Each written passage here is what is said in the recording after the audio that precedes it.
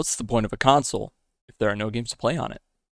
Hello, my name is Ben, and in this, hopefully, new series of videos, I'd like to discuss each generation of home video game console, and the games that were released alongside them. In this first video, I'll be going over Generation 1. In the future, I may go over more than one generation at a time, but for now, there's actually a lot more to talk about than I originally thought. One more thing, I'm only covering games that were sold with the consoles in this video, so any game that needed special accessories or was sold separately won't be covered. Hopefully, you enjoyed the video, and if you do, maybe consider subscribing for more stuff like this in the future. Thank you for watching, let's get into the video. To start off, we'll be going all the way back to the year 1972 to talk about the first home video game console to release, the Magnavox Odyssey. It was first conceived back in 1966 by a small team led by a guy named Ralph Baer. After 3 years and several prototype machines, the console would be picked up by Magnavox to be produced and sold in the US, with an international version being made and released a year later. Originally costing $100, around $730 today, this console paved the way in many aspects and sold around 350,000 units.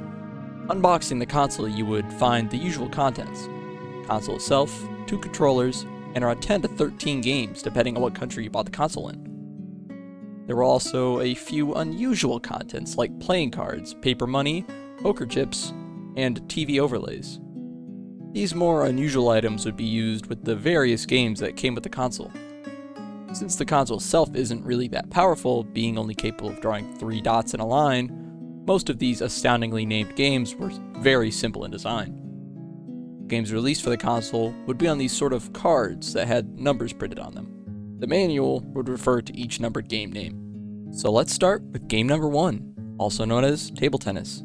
It's basically a copy of Pong, but with a few additions, like a vertical line in the center of the screen representing the net, and the ability to move both left and right as well as up and down. In addition, the player must also put a spin on the ball by using the knobs on the controllers to make the ball curve. Unlike many of the other games that came on the Odyssey, this game would not use an overlay. Next up, game number 2, which actually has 2 games on it: Ski, not skiing, just Ski, and Simon Says.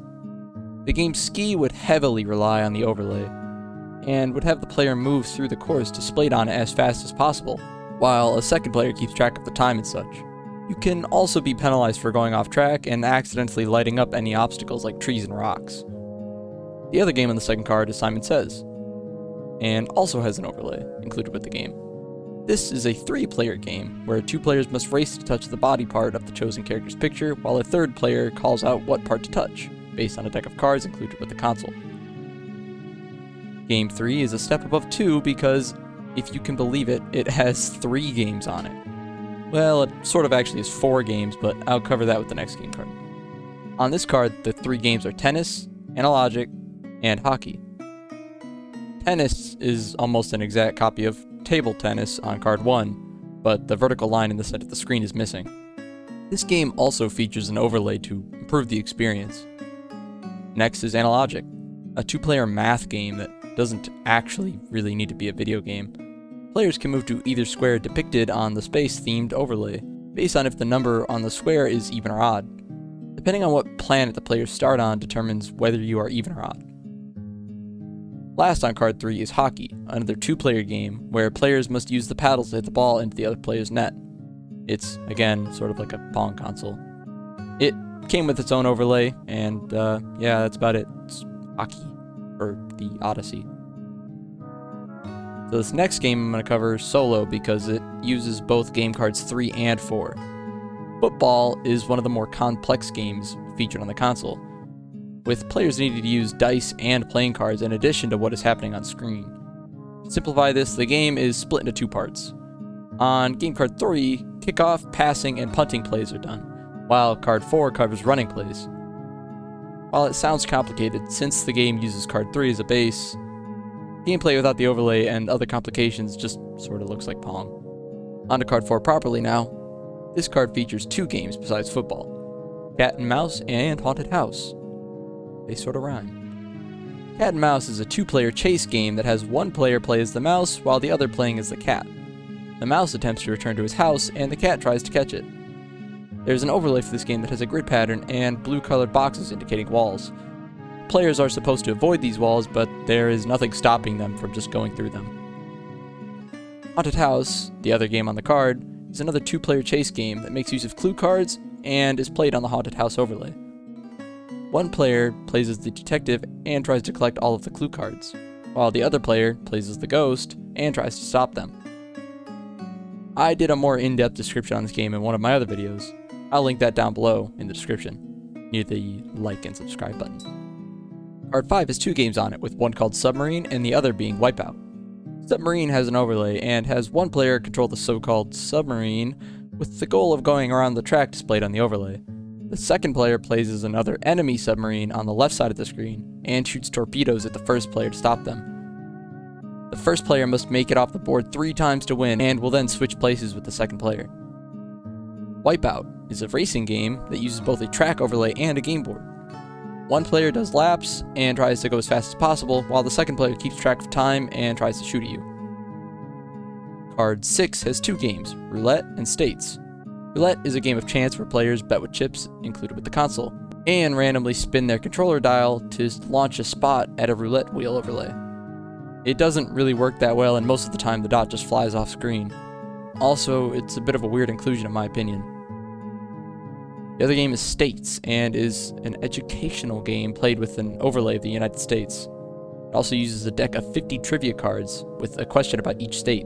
Player 1 would close their eyes while Player 2 moves the dot around until Player 1 says to stop, and whatever state it is landed on is claimed by Player 1. And then Player 2 closes their eyes while Player 1 moves the cursor, and so on. If a player lands on a state already owned by another player, they would look at the question on the back of the card for the state. And if they answer the question correctly, they could take the state from the other player. Apparently also there's some sort of fishing minigame if you land on the Great Lakes, and you get a free card if that happens. Card 7 features just one game, volleyball. And would you believe me if I told you this game's about playing volleyball? Yeah, another two-player game where players use paddles to knock the ball back and forth on screen. This game uses an overlay of a volleyball court, and players must knock the ball over the net for the score to count. Again, it's basically just Pong, without the overlay, but slightly different rules. Last but not least, we have, can you guess, card number 8. This card features again just one game, which would be soccer, the final two-player game I'll cover, in which players use paddles on the controllers to knock the ball back and forth on screen. This game uses an overlay of a soccer court, and players score only if the ball reaches the opponent's goal on the overlay. Again, it's slightly altered Pong. And that is every Magnavox Odyssey game included with both the US and international version release of the console. Finally, we can move on to a different console, or should I say consoles. These next ones shouldn't take too long to cover individually, but a lot of these consoles don't have individual games. Instead, they have games built in, so I'm just going to cover the console pricing and included games with each console if I can. I'll let you know if the games are different. These consoles are the Magnavox Odyssey series of consoles, and technically the first console I talked about is the beginning of the series, the Magnavox Odyssey. Many of these consoles share very similar specs, so I will just cover them now, and talk about the games and prices individually. The Odyssey 100, 200, 300, 400, 500, and 2000 didn't have controllers. Instead, players would huddle around these consoles and use the knobs on each side to play. Consoles could run on 6C batteries or an included adapter. Also, the console design was very similar between all consoles, with mostly the case color changing between releases. The consoles also shared many of the same games, many of them being Pong clones, with a few minor changes. The first one is the Magnavox Odyssey 100, released in 1975. Its launch price was $99.95, or around $560 today. The console was brightly colored orange, and had 3 knobs on each side of the console that were the controls for the games. It also featured a sliding scoring system directly in the middle of the console.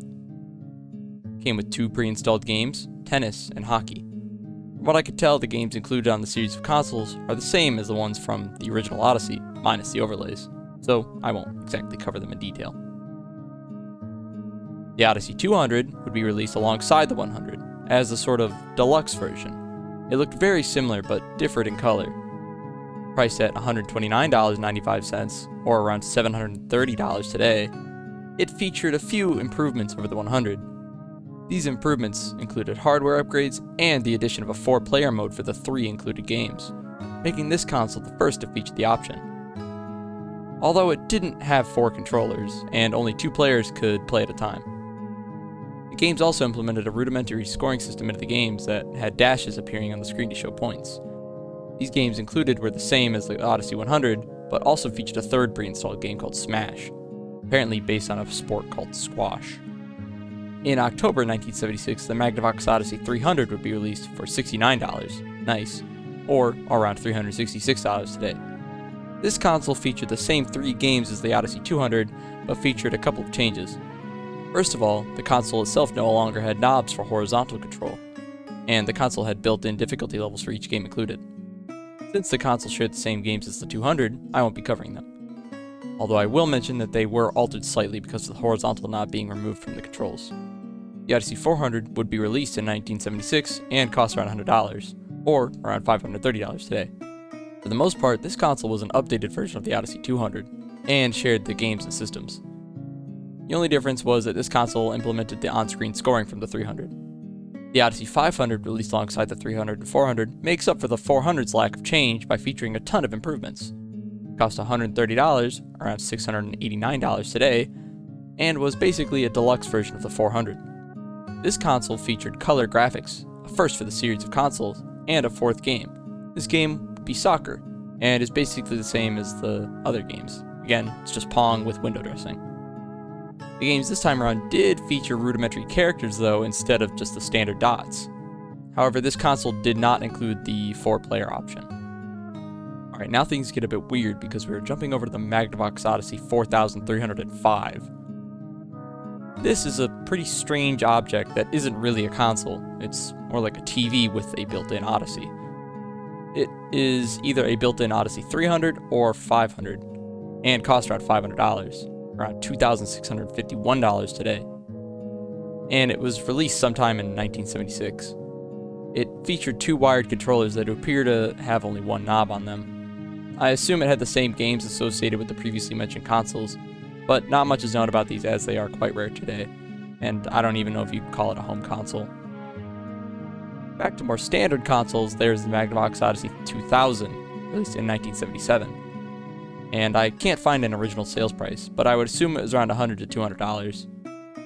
This console was more of an updated version of the 300, and an updated version of the 300 basically means the same console. The console featured the same 3 games as the 300, but also added a technical 4th game, which is just a 1-player practice mode. Also, the console only had the vertical movement knobs like the 300. The Odyssey 3000 would be a massive difference, as this console featured an all-new design entirely, but was still pretty much the same as the other consoles. Again, I can't find a sales price, but I would assume around $100 to $200. This console would be the first in the series since the original to have controllers separate from the console. Featured the same games as the previous consoles, but had a few built-in difficulty and settings modes to change it up a bit. Finally, onto the last Magnavox Odyssey series console, the Odyssey 4000. At least this is the last one called a Magnavox Odyssey. The console was released in 1977 and featured a whopping 6 games built in, with basketball and gridball being the 2 new games added with this release. These games were, for the most part, just Pong, with different graphics and names. This console also featured the difficulty and settings of the 3000, and it sported an all-new design. I would also like to mention the Philips Odyssey series of consoles. These consoles were released in Europe as the Magnavox version counterparts, and are basically the same. The Philips Odyssey 200 is a copy of the Magnavox Odyssey 200. Philips Odyssey 2000 is a copy of the Magnavox Odyssey 2000, but with slightly different paddles. The Philips Odyssey 2001 is a copy of the Magnavox Odyssey 4000, but with a different design. Now the Philips Odyssey 2100 is the most original and actually has a couple more big differences. First of all, many of the included games had variants, and 3 of them are different from the 4000s. Instead of basketball, gridball, and soccer, you would get Wipeout, Flipper, and Handball. Alrighty, now that is every Magnavox Odyssey series console / Philips console released in the first generation of consoles. And in hindsight, I honestly should have just called this video Pong consoles because that's what most of the Gen 1 consoles are so far. And honestly, that's what they are going to continue to be, with a few exceptions. say that because we're not done at all with the Gen 1 consoles. In fact, I've barely scratched the surface. Finally now, we can move on to some differently named consoles though at least. And we'll start with the TV Tennis Electro Tennis.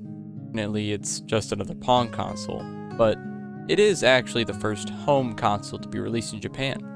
Sold for 19,000 yen, or around $130 when it was released. That's around $740 today. This console was actually pretty unique, not only in appearance, but because it connected wirelessly to TVs. It actually did this by sending a signal through the standard radio antenna, which is pretty cool. Also, I think it's funny that it either sold around 10,000 units, or 20,000 units, or even 3 million units. So, yeah, you know. After that, the next console I'd like to cover is the Home Pong. That's right, it's just called the Home Pong. And by its name, you might be able to guess what game it features. And no, it's not Skyrim. And it's not even Doom. That's a good guess, but it's not Doom. But instead, it's Pong. This console was made by Atari and was released around November 1975 for around $99.95, or around $556 today. This console was, of course, one of the many first-generation Pong consoles, most of which are just being featured in this video. But I think this one, being made by Atari, is pretty interesting. The console was considered a success, but I can't find much about sales numbers, so I'll just leave it at that. Okay, back to another early series of consoles. This time, I'm going to talk about the Coleco Telstar series of consoles. Again, unfortunately, these are mostly Pong consoles, so I won't mention the games very much. So, let's get right into it. The first console in the series is known simply as the Coleco Telstar. Released around August in 1976, this small console came with 3 pre-installed games and 2 fixed controllers. To me, it sort of looks to be around the size of a Nintendo Switch, but it could be a bit bigger. The games are just simple Pong variants, but with different names: hockey, handball, and tennis. Games could also be played on an easy, intermediate, or hard mode. This console originally sold for around $50, which is around $267 today, and you would have to put the knobs and the stickers on out of the box, which probably explains the pretty low price. Next in the series is the Coleco Telstar Classic, also being released sometime around 1976, September. The console also sold for around $50, or $267 today, and features the same 3 games as the first in the series, and also supports the 2 fixed controllers. Similarly, it also features the same difficulty settings, so being pretty much the same as the first console. The only real difference with this one is the case being made out of wood, and the Classic being added onto the name. Apparently it was good enough because of its cheap price, it sold around 1 million units. Next up is the Coleco Telstar Ranger, released in January 1977. This would be the first big departure design-wise for the series of consoles. It came with 4 standard Pong games: tennis, hockey, handball, and Jialai, but also had 2 extra games, Skeet and Target. These games made use of the included light gun. Also a major change was the controllers now being detachable from the console. I can't find anything about the sales price, but it was probably more expensive than the last console at least. The Coleco Telstar Combat is another big departure when compared to the other consoles in the series. Released in 1977, this console was entirely focused on a sort of tank battle game. So this isn't a Pong game or a Pong console. Instead, it focuses on another old arcade game called Tank. In this case, it's known as Combat. This game is basically a 1v1 and has 2 players fight each other in an arena. The controls for this game are quite unique, as the 2 players would use the sticks to turn right and left depending on which way the sticks were moved. The Coleco Telstar Alpha was released in April 1977, and there isn't really much to tell about it. It had the standard 4 games of the earlier Telstar consoles, but was in a slightly different case. No idea on pricing. There was also the Coleco Telstar Regent, which was in a similar state as the Alpha. The console was released in 1977, and only featured a few changes to the included Pong games like automatic serving.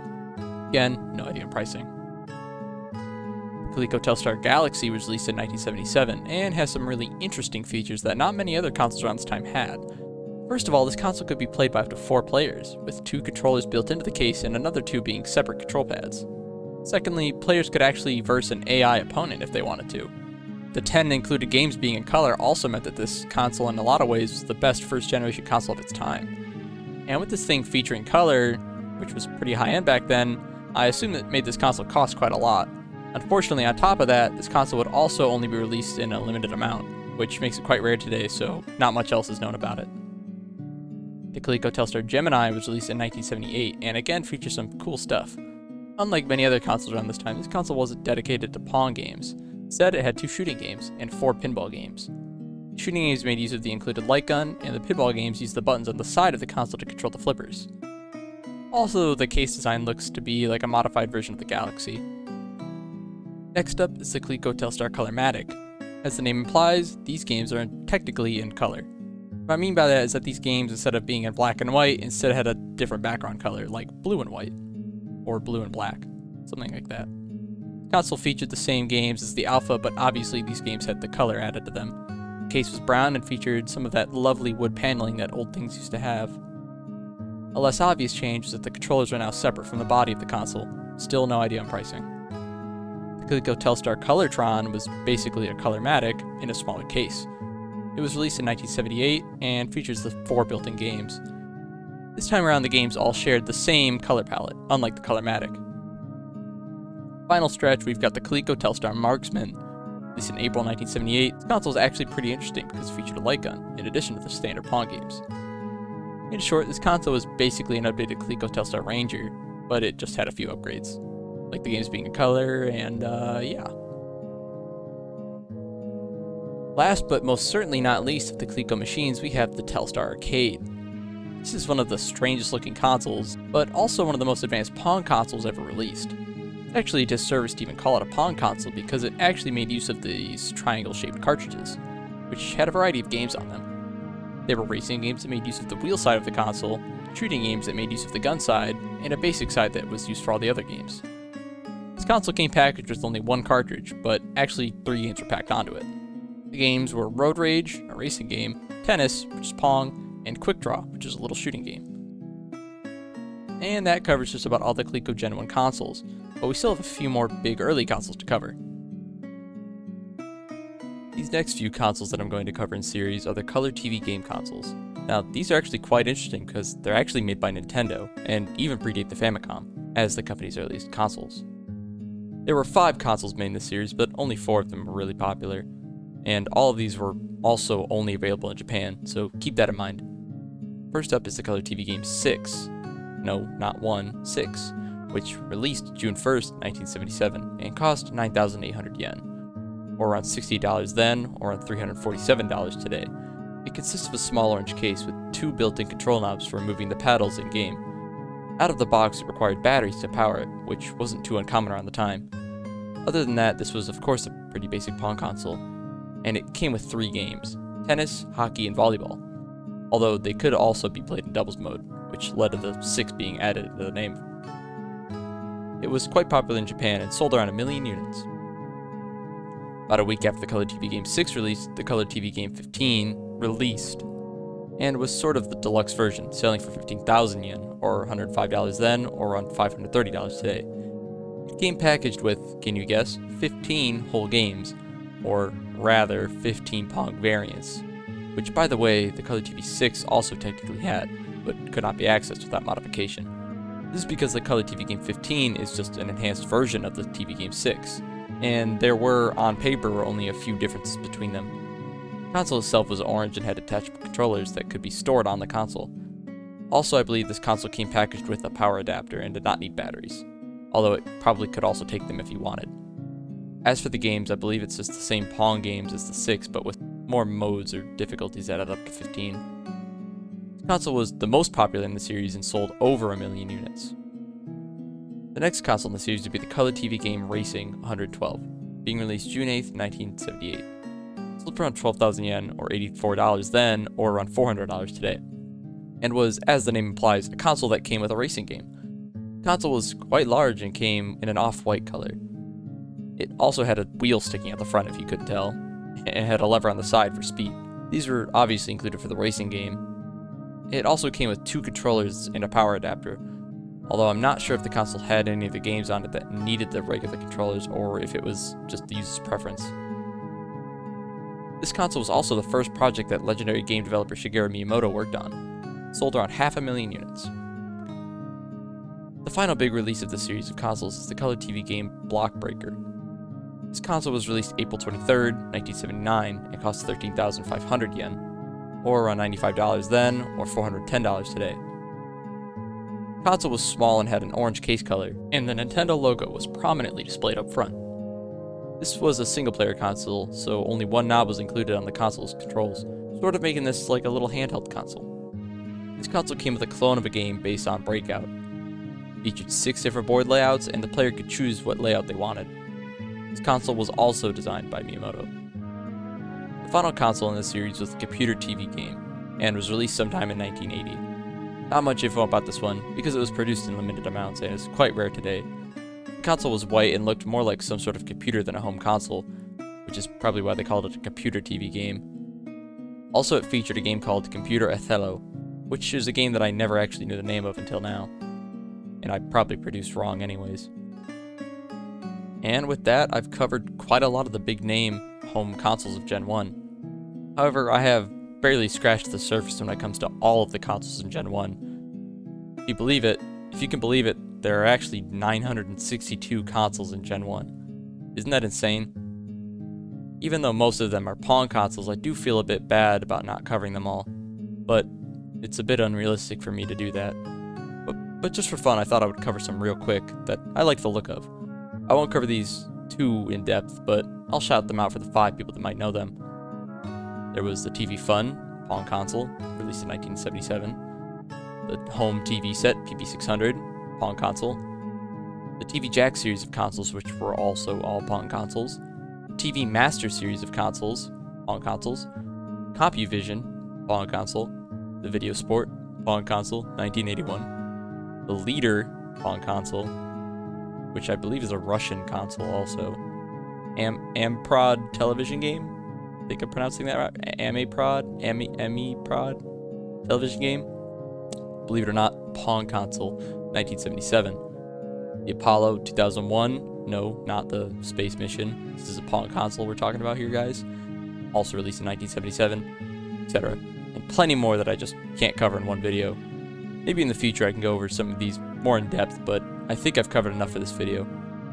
Maybe leave a comment down below if you would like to let me know about anything in particular, though, that you would like to hear about. Sorry for this first episode being mostly about consoles rather than games. In hindsight, I should have guessed that most early consoles were just Pong consoles, but, I didn't do too much research before I just dove right into this video. This was my largest project yet, and I'm sorry it took so long to make it. Anyway, thank you so much for watching. I hope you enjoyed the video, and be sure to check out some of my other stuff. If you liked the video, please subscribe. It would mean a lot to me. Peace out. See you next time. Have a good one, guys.